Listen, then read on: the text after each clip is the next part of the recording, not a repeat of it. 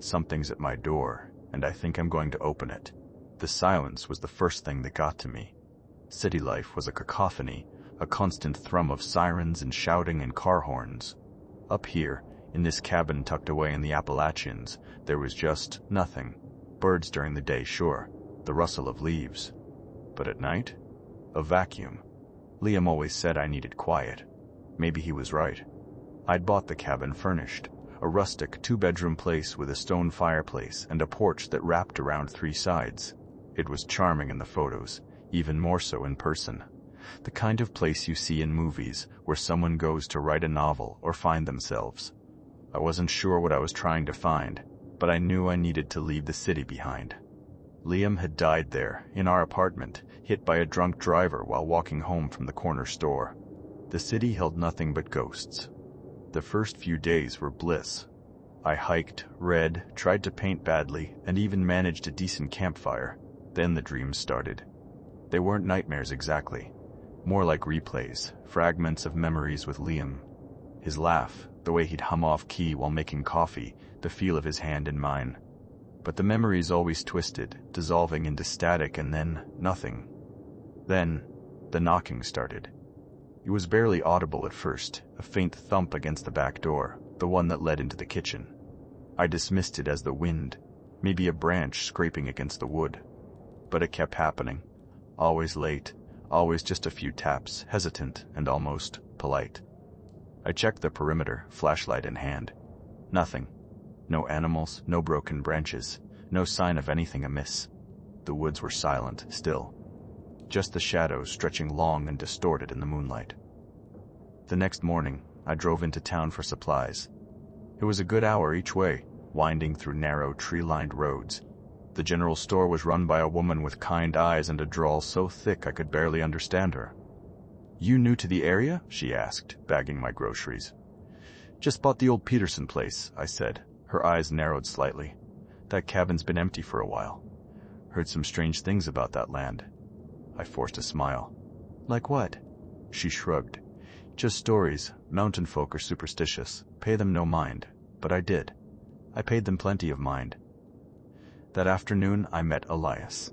He lived a few miles down the road, a wizened old man with a shock of white hair and eyes that seemed to hold the secrets of the mountains. He saw me struggling to haul a bag of mulch and offered to help. We sat on the porch, sipping iced tea, and he told me about the history of the area, the logging boom, the moonshiners, the legends. "This land," he said, gazing out at the trees, "it remembers things, holds on to them.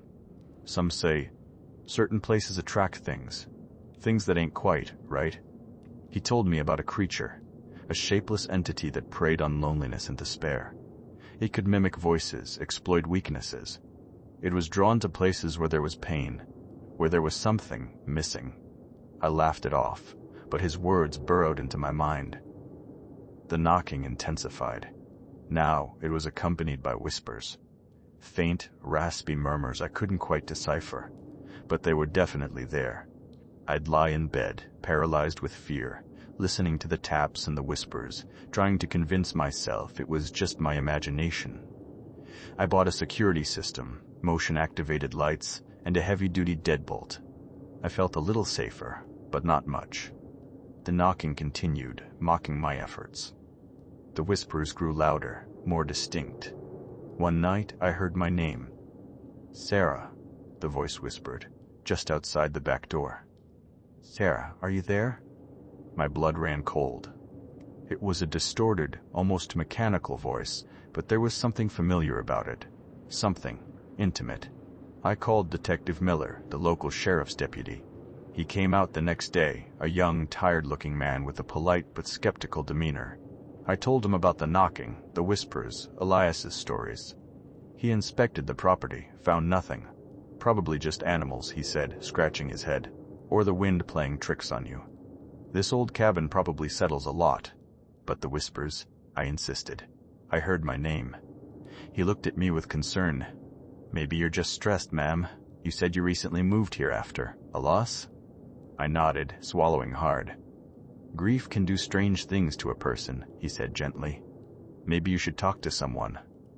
He left me his card and a vague promise to patrol the area more frequently. I watched his car disappear down the driveway, feeling utterly alone. I started researching the history of the cabin.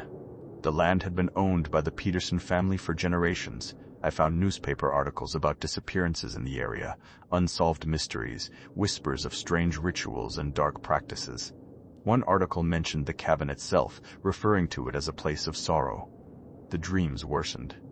Liam was there, but he was different. His eyes were hollow, his skin pale and clammy.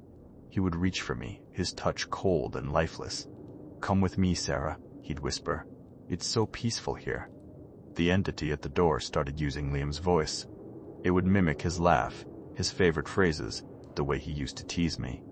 It knew things about us, things that no one else could possibly know. "One night," it whispered. "Remember that night on the beach? The one with the meteor shower? You wished for us to be together forever." I gasped, tears streaming down my face. Only Liam and I knew about that night. I confronted Elias, accusing him of being involved. He denied it vehemently, his eyes wide with fear. "I told you," he said, his voice trembling. "It feeds on your pain. It knows your weaknesses. You have to be strong, Sarah. You have to fight it." He told me about a ritual, an old mountain tradition to banish malevolent spirits. It involved burning sage, chanting ancient words, and confronting the entity directly. I was skeptical, but I was desperate. The storm started on a Tuesday, rolling in from the west with thunder and lightning that shook the cabin to its foundations. The power went out, plunging me into darkness. The knocking started again, louder than ever. The whispers were a constant drone, a chorus of voices that echoed Liam's. "Open the door, Sarah," it said. "Let us in. We can be together again. You don't have to be alone anymore." I huddled in the corner of the living room, clutching a kitchen knife, my body trembling. The wind howled, the rain lashed against the windows, and the knocking intensified, turning into a relentless pounding. I called 911, but the line was dead. No signal. I was completely cut off. The entity started to break down the door. The wood splintered. The hinges groaned. I could feel its presence, a cold, malevolent energy that filled the cabin. I flashed back to Liam's death, the phone call, the frantic drive to the hospital, the doctor's grim expression, the guilt, the pain, the emptiness. It was all consuming. "I miss him so much," I sobbed, collapsing onto the floor. "I just want to be with him again." "You can be," the entity whispered, its voice now right outside the door. "Just open it, Sarah. Let me show you the way." I crawled towards the door, my hand reaching for the doorknob. I saw Liam's face, his warm smile, his loving eyes. I imagined holding him again, feeling his embrace. But then, I saw something else. A flicker of darkness in his eyes, a coldness that wasn't there before. I remembered his last words to me. "Live your life, Sarah. Don't let this break you."